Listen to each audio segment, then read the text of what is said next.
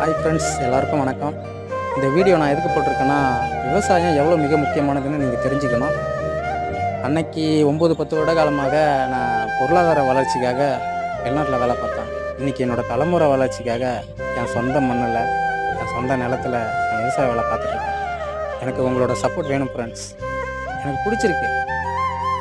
என் சொந்த மண்ணில் இந்த விவசாயம் பார்க்க நல்லா இருக்குது.